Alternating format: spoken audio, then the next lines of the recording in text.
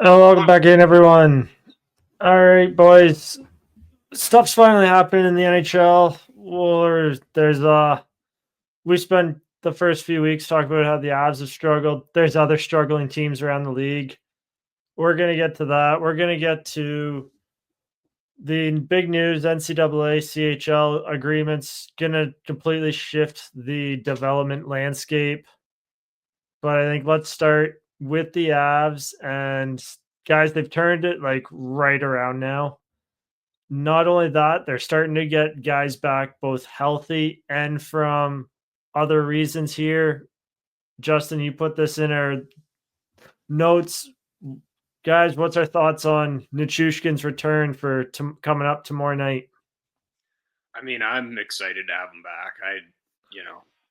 It was kind of frustrating when he went out again for kind of similar reasons and that he's been dealing with. But they're a better team with him in the lineup, and it's a results-driven business, and he brings that. He brings positive results when he's in the lineup if he can stay in there. So, this team wants to win a cup. I think they have a way better chance with him in the lineup than him being anywhere else. Yeah, I just kind of hope he can sort of follow in Lekkonen's footsteps. Doesn't really seem like Lekkonen missed a beat since getting back into the lineup, and you kind of just hope the same thing for Nichushkin, just a nice, smooth transition back in, like nothing really ever changed. Obviously, the big one there is Nuke hasn't played since, what was it, game 1 or 2 of the first round last year, second round. I can't remember if he even played against Dallas last year in the playoffs. Yeah, it was game 2, I think, was his last one against Dallas. Yeah, so like a bit longer of a layoff for him. Obviously, he's been in Colorado. From what the local media there has all shown us, that he's at least skating. He's been around, interacting with the guys in the locker room. I'm guessing. Ultimately, though, like this just boosts Colorado's top six. Like you guys kind of touched on, Nichushkin's just gonna add that extra weapon. And with the way Middlestat's going, if whether they drop Rantanen down to play with Middlestat or if Nichushkin plays with Middlestat, like that's a pretty good 1-2 combo of center winger that the Avs would be able to roll out there any given night then. Yeah, watching those games, like Middlestat's just been playing with like Ivan or Kovalenko, like tomorrow night he's gonna have one of Nichushkin, Drouin, or two of Nichushkin, Drouin, Rantanen, and Lekkonen. So like that's such a positive boost to him, and he's still putting up over a point a game or just around a point a game. But I did want to like throw in a few stats like with Nichushkin because I read these today and it was actually like pretty wild. Because I've seen online, like, I don't know if they're Avs fans or just like, people being dinks online saying like they don't want him back in the lineup because of everything. Since they brought Nuke in, I think it was like the 1920 season, with them in the lineup, they're 195, 67, and 27. And without him, 43, 34, and 6. So, like with him averaging, so that's averaging probably 3.5 seasons of games. They're averaging 55 wins a season, which is good enough for, for second in the conference, right? 110 points, more or less. Without him, that's like roughly one season. That's like 92 points. They would have missed the playoffs last year by 6 points. So, I mean, it's one player, but, those are pretty big, differentials and win losses for one guy.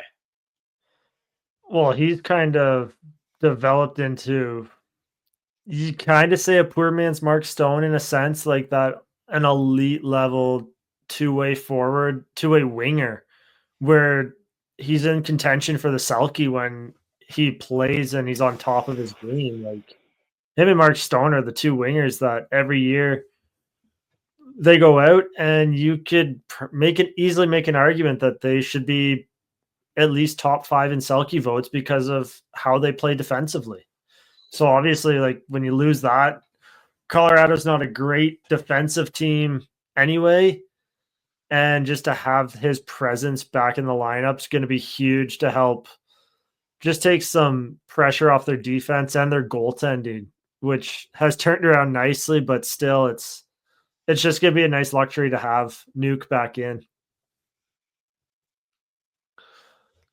Obviously, too, like, the other factor you kind of pointed out there was, Trevor, I think you said this, he's now got, there's 4 options of wingers in that top 6 without guys like Kovalenko, Ivan, Wood, or O'Connor playing up there.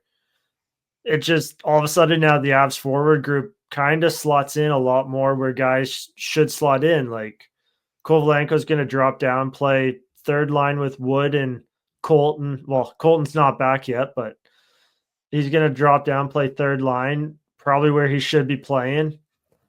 Ivan's probably going to kind of float between the third and fourth line. And if he's able to stay up with the club, we'll see. I don't know why they'd send him back, but he's still just that young guy there. O'Connor, again, you're not asking these guys to play above their heads anymore. And is this one where does the Western Conference now, are they maybe starting to, for lack of a better term, shit bricks because they weren't able to bury the Avs early in the season when they struggled, and now they're getting reinforcements?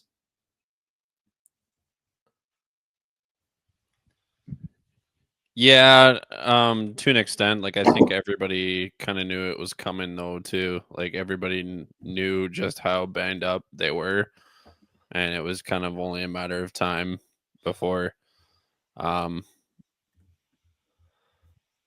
guys started coming back and the ship started kind of going down the right path. But I mean, it's already kind of done that without them. So I mean, it's just all the more for other teams to be wary of moving forward. I guess ultimately this also just brings off pressure because you have McKinnon, Rantanen, and Makar all top 6 in the NHL in scoring right now. So hopefully this just brings pressure off of them to just, it's awesome if they continue this pace. If anything, this actually helps them continue that offensive pace because there's now more weapons on the Avs up front that other teams have to deal with now. The puck is down and the 24-25 season is underway, which means the quest for the Stanley Cup starts now. Get in on all the action at DraftKings Sportsbook, an official sportsbook betting partner of the NHL. Whether you're a first-time bettor just looking for a simple pick team to win, or whether you're a seasoned bettor looking to do parlays and up your game, you get it all done at DraftKings Sportsbook app. And if you're new to DraftKings, listen up. New customers bet $5 and get $200 in bonus bets instantly. Download the DraftKings Sportsbook app now and use code THPN. That's code THPN for new customers to get $200 in bonus bets when you bet just $5. Only on DraftKings. The crown Gambling is yours. problem? Call 1-800-GAMBLER. In New York, call 877-8-HOPE-NY or text HOPE-NY 467-369. In Connecticut, help is available for problem gambling. Call 888-789-7777 or visit ccpg.org. Please play responsibly. On behalf of Boot Hill Casino and Resort in Kansas, 21 and over. Age and eligibility varies by jurisdiction. Void in Ontario. Bonus bets expire 168 hours after issuance. For additional terms and responsible gaming resources, see dkng.co/ice. The team that Colorado beat to get back to a 500 record there earlier this week, the Nashville Predators, and their GM, Barry Trotz, came out and said something pretty, made a lot of headlines. And apparently that he has a rebuild plan in place should this season get too far away from Nashville. What's your guys' original thoughts on just that whole statement, the fact that they spent so much in offseason and yet they still have a rebuild plan? I'd like to know what that plan is, because I don't know kind of like who would he be getting rid of. Like, it probably wouldn't be Forsberg. Like, they just signed like all those guys. I don't know how many teams would be taking on those long-term deals. I don't know if that just seems like a play to like hopefully get the guys going or something, but I just don't really see where this rebuild plan starts with them. It doesn't seem that clear or simple. Yeah, I'm kind of right on par with JC there. Like, I mean, given what they did in the offseason, what everybody, including the three of us, anticipated them to be this season, and mind you, it is still early, but for Trotz to come out and say he has a rebuild plan, it just makes me it just raises some question marks. I mean, I thought you guys were kind of doing a small retool here through free agency and ready to get back kind of to the top of the Western Conference here. And I mean, now it's I don't even really know what to make of that statement. Like, obviously the Preds have been extremely underwhelming thus far, but yeah, for them to go into a rebuild mode is almost a bit of a shocker to me. I wonder if some of it is because they have 3 first-round picks in this year's draft. Is it more just Trotz holds on to those and doesn't bother like trying to bring like fix this roster mid-season? Does he use one of those picks to get rid of one of those bigger contracts, like just tie it to it and just to send it out the door? Or like, yeah, I'm with you guys. Like, it's hard to see a clear path forward for a true rebuild. They're definitely not tearing anything down. It's more the fact I find it interesting that they have 3 first-round picks, and you'd think with, again, like you said, Trav, with how everyone kind of pictured Nashville being this year, Trotz would be a little trigger happy to make a move, spend one of those first-round picks early in the season to help fix this roster. I feel like they just need to, like all the guys they went out and got this year, like into their 30s, and I don't know if he like means that he's going to go out and get some younger players to help kind of fill in what they're missing. But like Saros hasn't really been his normal self this year. Like we saw last year, they went on that heater. That's basically kind of what they need to do. I don't know if they can kind of replicate that, but I think they just need to, like win 4 or 5 here, or 3 in a row a couple times to maybe get things going. But I don't know, like they look a little slow at times. Their power play just can't get anything going. So there's like a few things. Like I see a coaching change before he does anything kind of with the roster, more because it's easier, and like you got good players. You're not getting them to gel that quickly, as quickly as you need them to. They also don't really have a second line center. Like, it was one thing to bring in, but they've never really had a true number 1 center in their whole existence. Like, they had Ryan Johansson for a short bit when he was younger, kind of entering his prime. That was so quick, though, that like, because they brought in Duchesne, O'Reilly's more of a number 2 center, and after him, you just have a bunch of younger guys like Novak. They tried it 2C. He's more of a bottom 6 guy. They have that top end veteran talent that they just don't have. They're just missing a key piece up front, I find.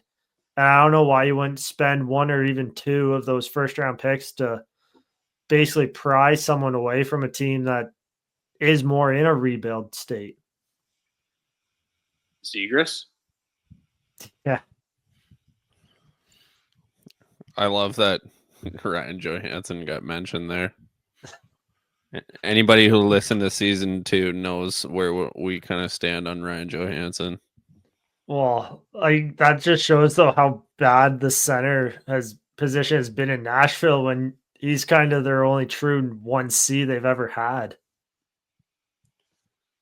Yeah.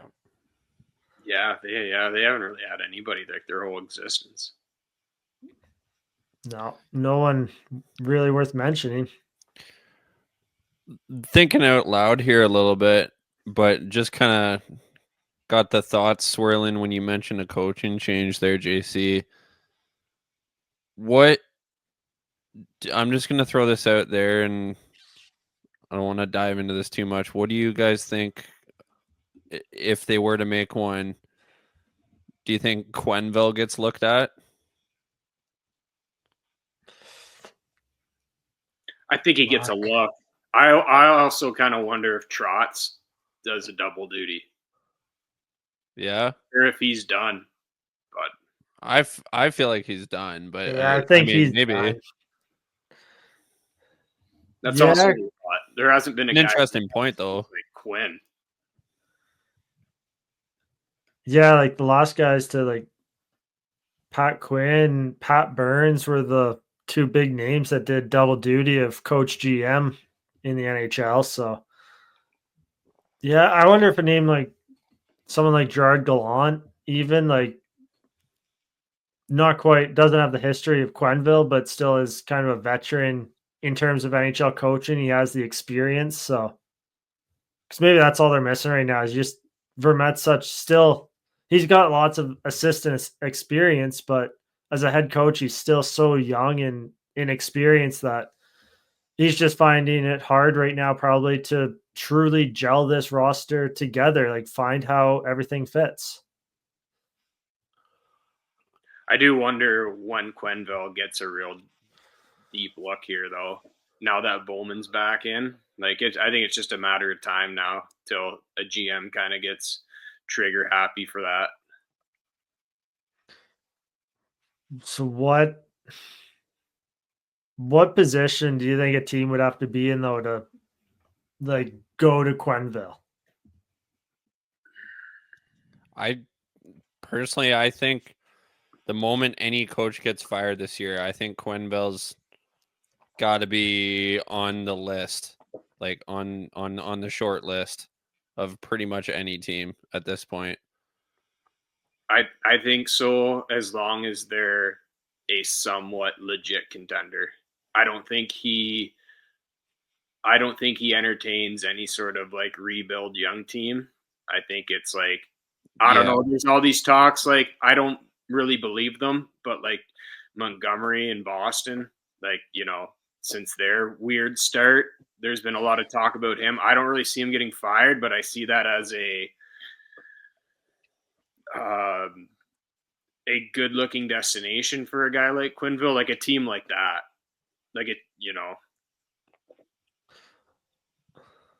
Here's something that just popped in my head. There's quite a few teams struggling, and there's been some of them have had coaching change swirls around them. If you don't because I think a lot of the head coaches on these teams have multi-year deals remaining still. What if it's more a team pulls Quenneville in as an assistant coach and basically says, like, you're coming in to try to help this guy right the ship, and if it's not working, then he's gone and you're in there to replace him. Personally, I don't see that. I think Quenneville's got to be the main guy, is the way I see that playing out. That's just me. Not trying to downplay your point. I'm just saying I don't think that scenario comes up, but I think if Quenneville gets in, he's back and he's the head. He's the guy leading the ship moving forward if he gets a foot in the doors somewhere.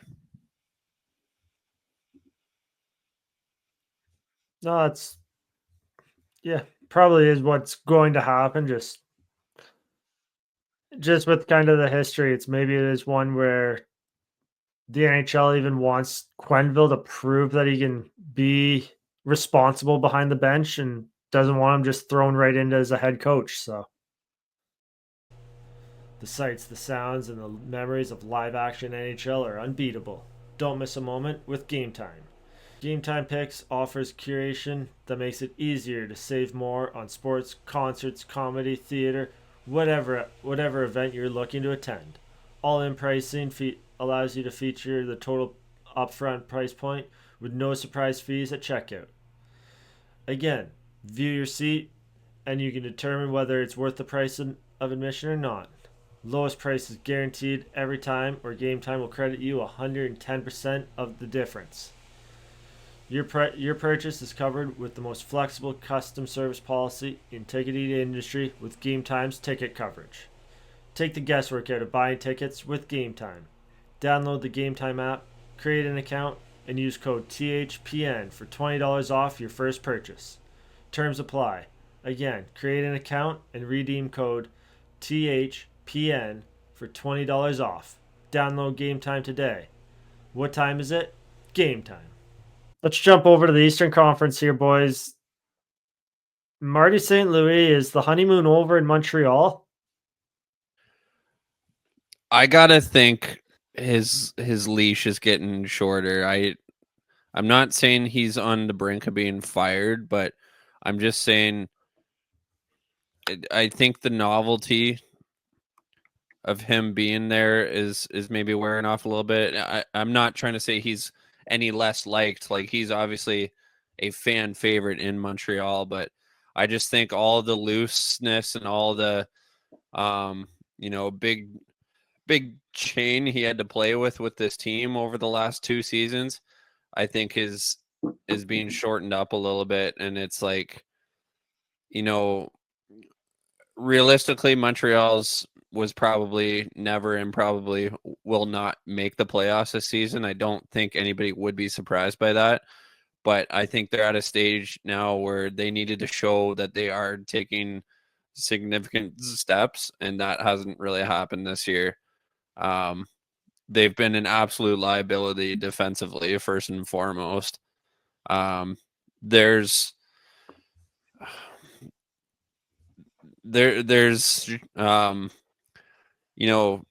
shades of what could be for certain players on that team, but as a team as a whole, there's still what appears to be a lot of work to be done.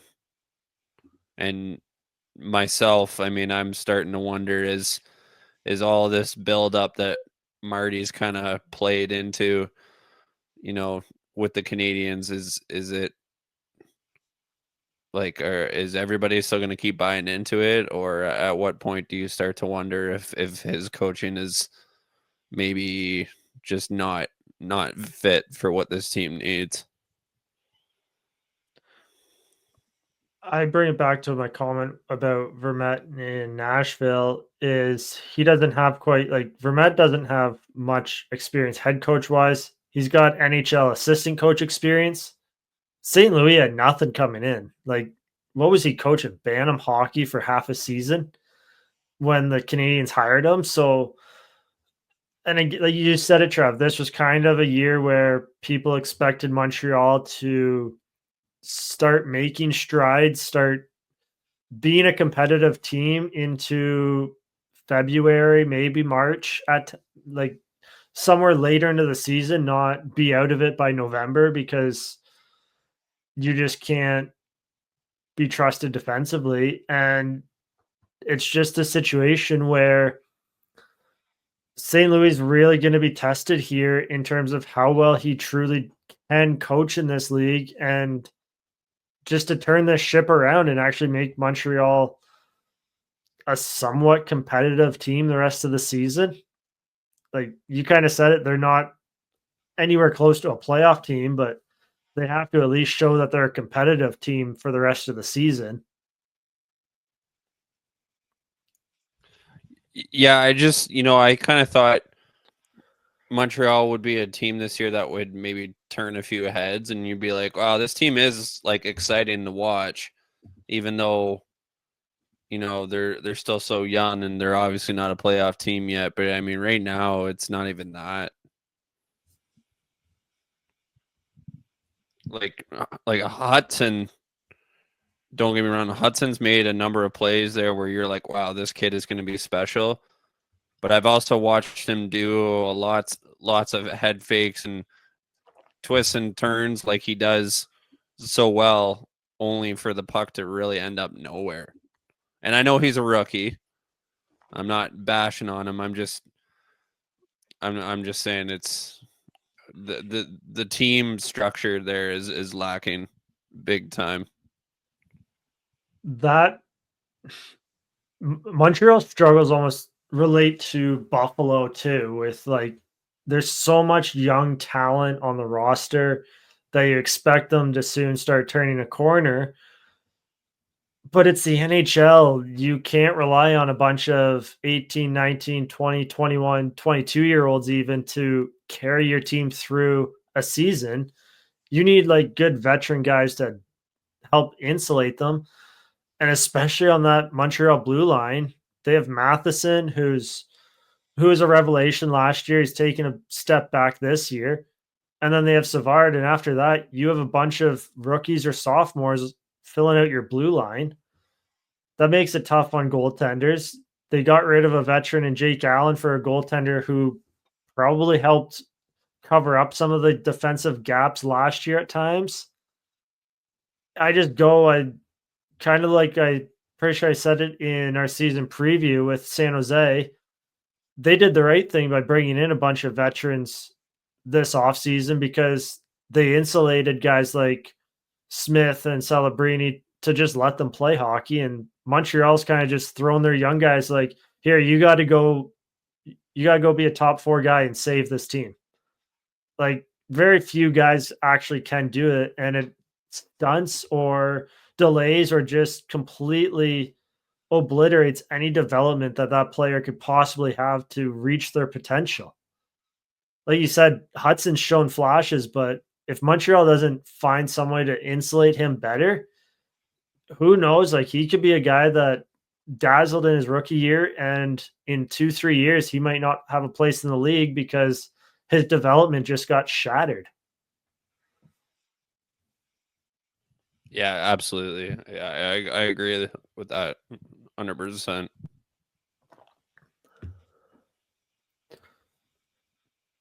Kind of like just staying with it, like you look at some of Montreal's forwards up front, like Slavkovsky's slowly developing there. He hasn't quite hit his ceiling, but he is showing flashes. Suzuki's just handled everything in Montreal with like poise and perfection. Like, you can't ask much more for Suzuki. He's been their number 1 center. He's their captain. Ultimately, he's going to probably be if he's a 1 center, you need a good 2C behind him. They don't have that. Ideally, Suzuki's a 2C on a legit cup contending team. And then Cole Caulfield's been a revelation this year, and his development was at risk of getting stunted, but St. Louis done wonders with him. Yeah, that's the one part of St. Louis I wanted to highlight was how well Caulfield has developed under him. I think it would have been there regardless, just given the type of player that Caulfield is. But the thing I really like about it, and like, maybe some people will look at this as kind of silly, but I think Caulfield and St. Louis kind of share sort of a special relationship where I think Caulfield kind of recognizes that, everything that Marty is teaching him in terms of like how to survive as a small player in the game. I think he's really taking that in and really, really recognizes how effective of a player St. Louis was for his size in the league, and realizing that Caulfield, with close instruction and, lots of exercises can be that same player or be that similar player, that I think St. Louis envisions him to be. And I think that's why he's really panned out for the Canadiens. 100%. But even up front is kind of the same situation. He's outside of those three.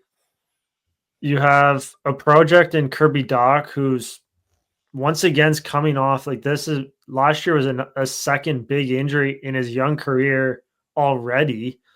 You have a guy in Newhook who, again, when he was in Colorado, kind of put in a position that isn't quite in his wheelhouse. He's more free in Montreal to play offensively, but they just don't like your veterans are guys like Anderson and Gallagher and Armia and Dvorak, who you can't really trust those guys to do much of anything outside of bottom six roles. Yeah. Like, if honestly, like Montreal's, they've gotten enough young pieces, and they're a team, again, they have 2 first-round picks for this upcoming draft.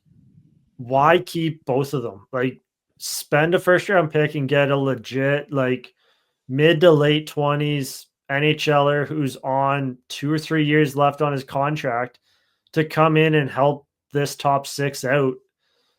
If you're not doing that, then go get a top 4 defenseman to help out your D-core, because they just need to insulate this young roster.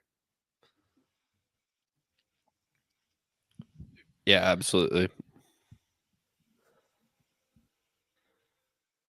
Justin, you've been pretty quiet this whole discussion with Montreal. You got anything to add on them, or? I mean, you guys kind of hit all the main points. I kind of agree pretty much with everything. I think St. Louis was kind of like somewhat of a novelty hire at the time. I say, like, I don't know, you can probably give them the rest of the year, but I don't know. If things kind of just keep going the same way, then I think you got to realize that it maybe isn't it.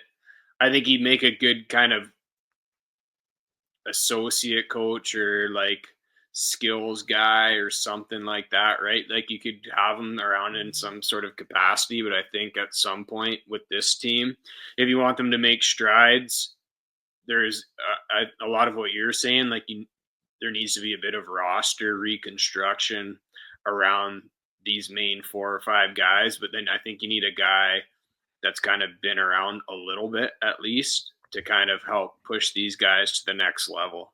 Because playing is one thing, coaching is a completely different thing. Not everybody can do it at this level.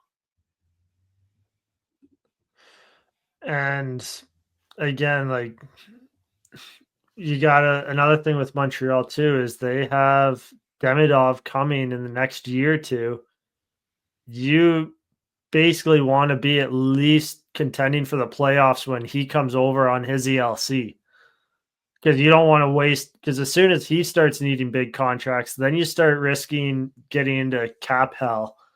And if you're not even sniffing the playoffs, that just gets a whole other issue in terms of like how the team just reacts. So yeah, and also like I still want to see what this Reinbacher kid has, because I think he kind of brings a different sort of element on the back end that is a bit different than Hudson and Gooley. It's just unfortunately he got injured before we could really see him play this year. There's going to be Montreal fans out there too that point to the injuries. Like Patrick Laine was brought in to insulate that top 6. He's injured, obviously, yeah, but like again, Montreal has the capability to just go out and make moves to insulate these guys, and they just haven't done it yet. So I find this is going to be a very fascinating team to watch in terms of how the rest of the season unfolds, just because of, like you said, the novelty of St. Louis worn off, and he's kind of starting to feel a bit of the heat for his lack of experience in terms of NHL coaching. Black Friday and Cyber Monday are just weeks away, which means you're weeks away from amazing deals you find only once a year, except with Raycon. Because with Raycon, you get an amazing deal on premium audio every day of the year. But that doesn't mean they're not having any sales for Black Friday or Cyber Monday. Far from it. They're actually doubling down on their amazing value by offering our viewers up to 30% site-wide. A deal you'll appreciate every day, Raycon's everyday earbuds. Especially if you haven't checked out their latest model, which includes plenty of new features that make them even more of a must-have for any audio lover. For example, they now feature a 32-hour battery life and multi-point connectivity that lets you pair with 2 devices at once. Raycon's everyday earbuds also come with active noise cancellation. It's a must-have feature when all you want to do is listen to your music and tune out the world, but one that can be difficult to find at an accessible price point until now. Because that's another thing. Although Raycon's quality rivals some of the biggest names in premium audio, Raycon starts at just half the price as the other guys. So they're already an incredible deal, even before you factor in the Black Friday Cyber Monday offer of up to 30% off site-wide. Raycon's everyday earbuds are also available in a variety of vibrant colors. So you don't have to just go with the standard black or white earbuds sticking out of your ear. Pick your favorite color, change it up. With this deal, grab a few of them and you can change up a different color every day. Now's the perfect time to scoop them up, and if you haven't already, and don't worry, if you're not as impressed as I am, Raycon offers a 30-day happiness guarantee, so you really can't lose. It's time to save big for Black Friday Cyber Monday. Go to buyraycon.com/THPN today and get up to 30% off site-wide. That's right, you'll get up to 30% off everything on Raycon's website when you go to buyraycon.com/THPN. Another situation in the Eastern Conference that's been pretty dire. I know we've kind of touched on it earlier in the season. Is Pittsburgh gonna blow up this core, or what's going on there with the Pens? Because they've been a tire fire this year. Doomed from day one. The moment they hired Kyle Dubas was the downfall of this team. I mean, in Dubas's defense, what was he really supposed to do? Because you look at what Hextall and Burke left him, and it wasn't much, and then he's just tried to do something with it. The Carlson trade was a big, oh yeah, that's a big strikeout. That aged horribly from the minute it happened. I think it wasn't necessary for this team, and I think that is a big reason why things haven't gone so great since his tenure started. But I think that really fucked with their power play struggles last season too, because they had Letang back there for so long, and then now you throw Carlson into the mix, just for shits and giggles, mostly. Yeah, and obviously, there's a lot of talk. Dubas wanted Carlson in Toronto, so he went to Pittsburgh and he didn't have the same handcuff restraints from above him in terms of not making the Carlson deal. So it's maybe why that happened. But again, we talked with Colorado's goaltending. Pittsburgh hasn't really gotten great goaltending this year either. They had to waive Tristan Jarry, and just the other night, they got the Stars hung 6 on them in the first period in Pittsburgh. That's just not a good look. Yeah, it's been a few years now since their kind of downfall has sort of started. Like, they made a little bit of a push at the end of last year, but I think I don't really know where this goes, because with like a Malkin, Crosby, Letang, Carlson, I don't really know what you can do with those contracts. And I mean, obviously you could trade Crosby kind of wherever you wanted to. I just don't think that's ever going to happen, because it will be up to him. And I just don't see him being that guy saying, I want out, I'm done. I just don't really think that's his mentality. The other guys, though, I don't know. I read somewhere that it's like basically everyone's available other than Crosby. I just don't know where you go with those trades. The issue is they rely so much on the players wanting to leave. Because all those core guys, like you even look at guys like Rust and Raquel, they have no movement clauses. Like they're hand tied to trying to convince these guys to leave town. And even if you do, you're going to be hand tied to at best a handful of teams that they're willing to waive their no trade clause to. So, like I go back, I look at the Ryan Graves contract Dubas gave in his first offseason there, and the number of the contract in the year, whatever. Why did Dubas have to give Graves a no move clause? Like that was my head scratcher on that. Like Graves is a decent defenseman in the NHL. He does not deserve a no move. No, I don't know. I think Pettersson might be a decent trade chip for them, it sounds like, but I think the offseason is going to be interesting for them because I know like Rust, his no movement clause actually expires after this season.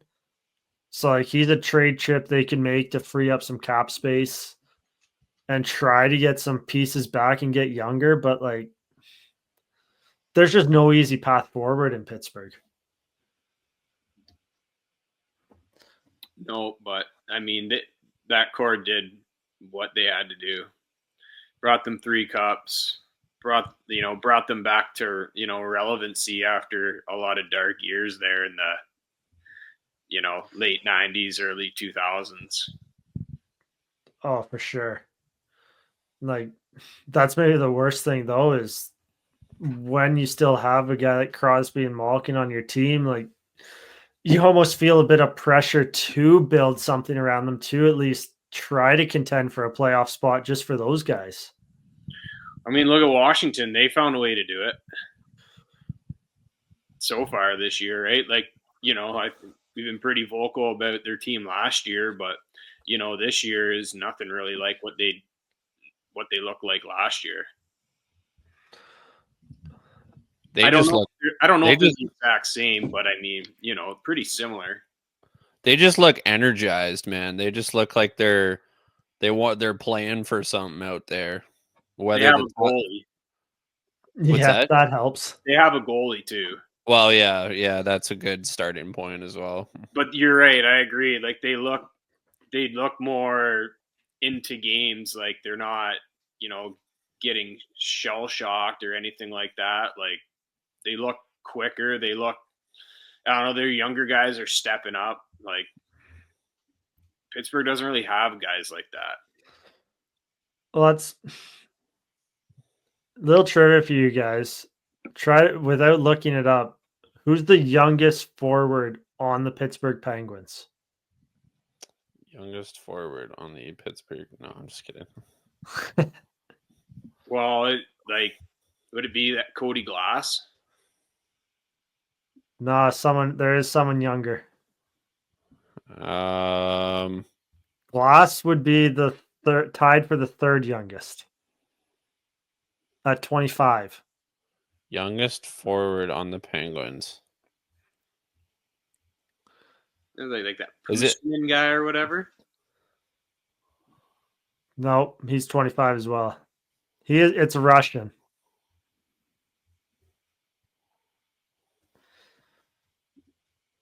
I'm blanking. Yeah, so am I. Vasily Ponomarov. Oh.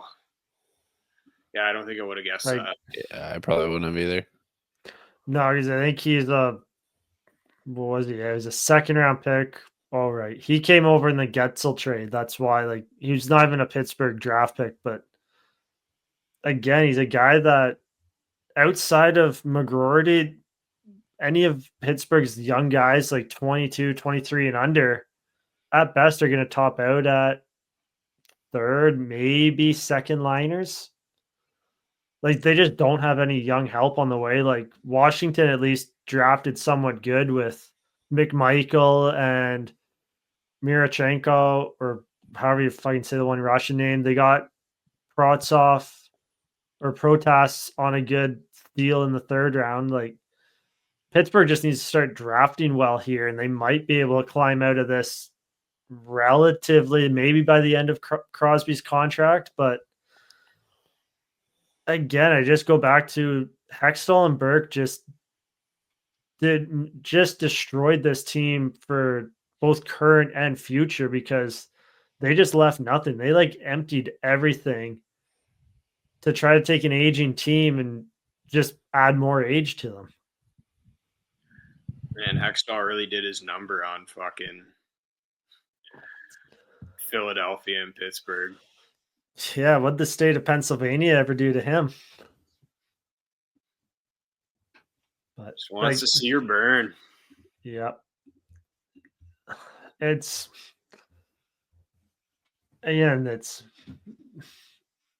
going to be curious to watch in terms of how well Dubas kind of handles all this and like just what happens. Obviously, like he traded Eller there yesterday to back to Washington. He got a third and a seventh. Does he maybe start taking some of those mid-round draft picks and try to swap them for younger like NHL guys that are struggling to stick with their current team? Maybe just like Pittsburgh needs to take some swings on young projects, essentially. Zegras? Like I don't. The answer to all your problems. Yeah. Trevor Zegras. And I offer you a Trevor Zegras. Fuck, that guy's not going to be in the league soon. Yeah, I don't talk about downfalls, man. Oh man, I said it in his draft year. He's all skill, but he has no other essence to his game. I could foresee that one coming, just based on his attitude when he was kind of in juniors too. It's not a bad attitude. It's just like he's just a little too carefree almost. Like he thinks he's above everyone. It's just like he knows he's skilled and he's just kind of roaming with that. You never really hear him talk about, digging in and putting in the work kind of thing. It's just kind of whatever with him. And it was like, oh yeah, that's not going to last long. It's kind of the vibe I got from him right from day one. Yeah, he's playing himself on a one-way ticket to Russia right now. You'll get another shot somewhere. Another shot, maybe two, but yeah. As soon as this contract, if he even finishes this contract in Anaheim, I can't see the Ducks extending him. Like Verbeek's style of play just is complete opposite to what Zegras is. And just you look at how the Ducks have drafted recently. I don't think he's a Duck this time next year. It's actually, looking back now, an unreal signing by Verbeek to not sewer themselves with that, to give him a bridge deal. And we've talked about bridge deals in past episodes. But that one's playing out pretty well right now for Verbeek's sake. Watch this. It's GMs have to juggle so much of these young guys that step into the league and have success right away. Is this legit or is it a flash in the pan and are they just going to burn out within 2-3 years? So yeah, honestly, Zegras probably would be good in Pittsburgh though, just because they need any type of offensive skill they can get on that team right now. So who knows? Maybe they get his Zegras Gibson tandem. Sorry. Oh, I'm done. No. Mark, what do you think a trade would look like though? Because honestly, I don't. Depends how much Pittsburgh's willing to take on salary. Zegras and Gibson to Dynamo Moscow. For Tony DeAngelo. Oh, fuck. Tony DeAngelo. Well, like, oh no, they're gonna bring Kuznetsov back into the NHL. He's gonna bring that kilogram of white powder with him. Oh, that and some gas. Oh fuck! But no, like, honestly, if you're Verbeek, why not say like, go to Dubas and say, "Here's Gibson, here's Zegras. We'll take on." Honestly, say we'll take on Tristan Jarry because he's fallen out of favor in Pittsburgh, but give us Rutger McGroarty too. I just don't see them giving him up that much after trading for him. Oh fuck no, it'd be stupid of them. But like, if you're Verbeek, that's where you're asking because you kind of hold the leverage. Oh yeah, Like, definitely. Pittsburgh's in need of NHL talent now, whereas Anaheim can afford to take the slow path for it. So Yeah, that's a good point. That's actually a pretty fair like that'd be a good thing to kind of take a swing at if you're Pittsburgh, because right now you're pretty well in desperation mode unless you're fully content with the season being a flop. yeah, I don't see that happening. Well, as long as Crosby is captain of that hockey team, you're not content with being with the season being a flop. No.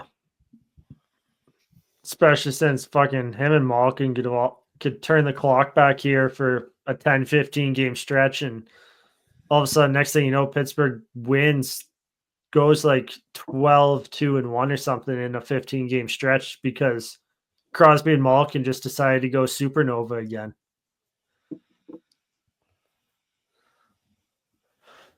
I don't know. It's just one where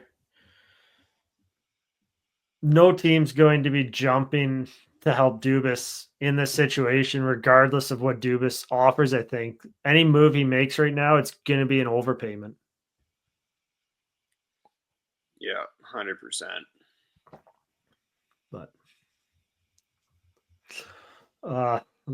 running a little at a time for the one topic I want to touch on today. We'll get to that next week. Few things to touch on here, though. The World Junior 2018 sexual assault case, just mentioned this. Court case is set for April 2025. If anyone needs details on that, go follow Rick Westhead on social media, TSN. He's done a great job highlighting everything in this case and just following it, bringing it to light. Obviously, now the players have been we know who the players are. They've been removed from the NHL, and hopefully we start getting some answers as soon as April next year, because that whole situation's just messed up and goes against everything that true hockey culture really represents. Final thing I wanted to touch on, just kind of related to the Pittsburgh Penguins too, and the Four Nations.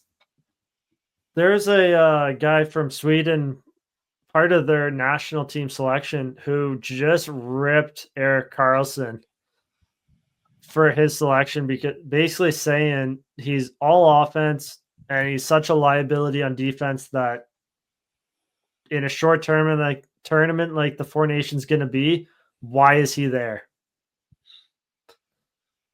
Like, we've already kind of touched on all this, but like, he's kind of got a point. Like, why was Sweden so gun happy to make Karlsson one of the first 6 picks when they have a pretty deep defensive group to pick from?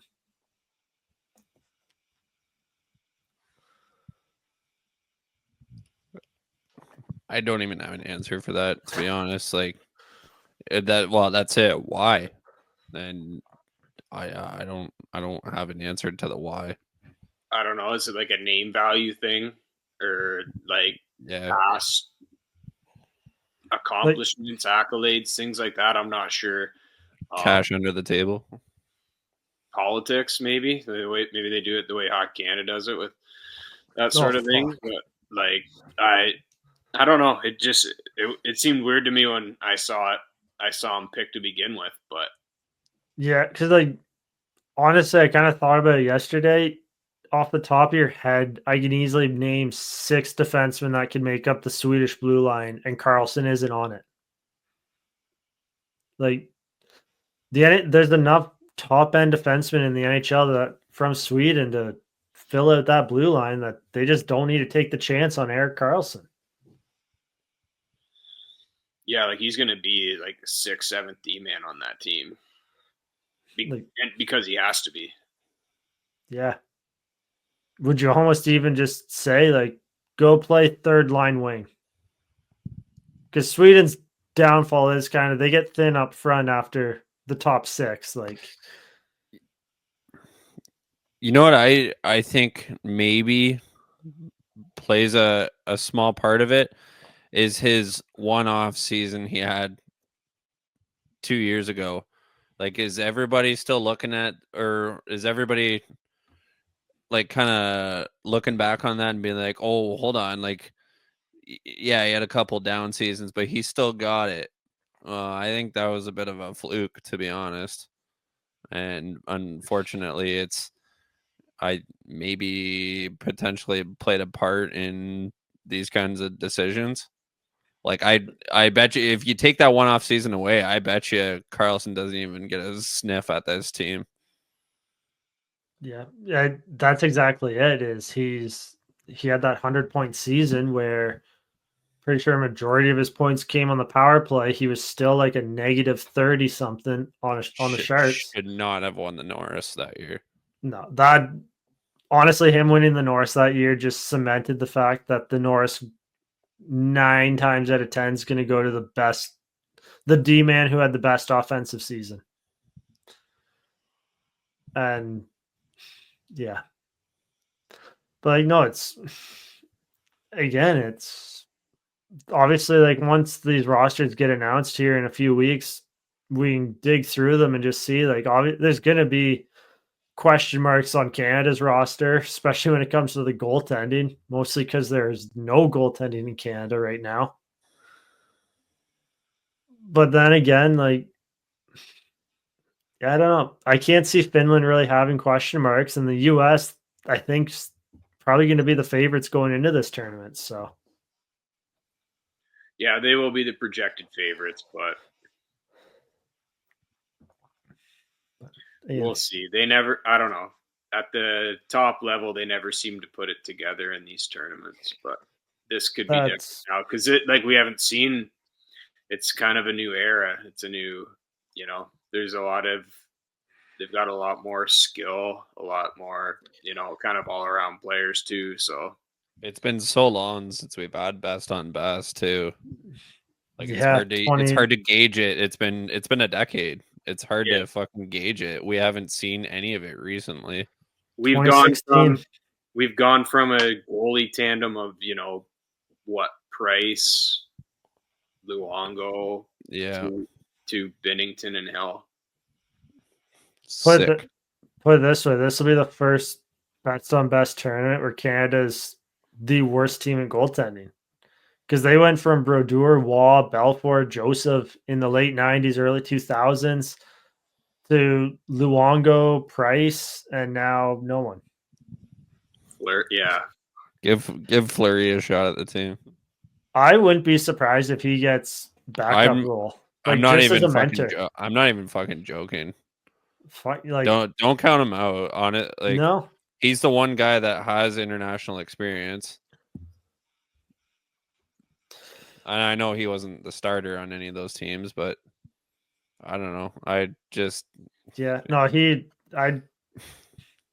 At worst, give him backup. Your number one guy just got fucking lit up by the Capitals the other night. So I don't know. I mean, that's going to be the biggest point of contention is just what goalies doing best when they announce the roster. Yeah. That's all it is. Like it. And bring it back to the 2018. Carter Hart was projected to be that next guy for Canada, and he's obviously completely just messed up his professional career. So I guess maybe the good news is Canada has some top young goalies coming up, but they're still 5, 6, 7 years away from being able to play at this level. So Yeah, it doesn't help in the next 2 years where the big tournaments are. no, they're going to have to outscore a lot of issues. Outscore and defend well. Yeah. Well, their defending well is just going to be them controlling the puck. They're just not. Their best bet is just don't let the other team up the puck. Like, well, they're going to have probably one of the best puck moving decors. Oh yeah, there, like. So I mean, yeah. and you got a 1-2 punch down the middle of the two best centermen in the league.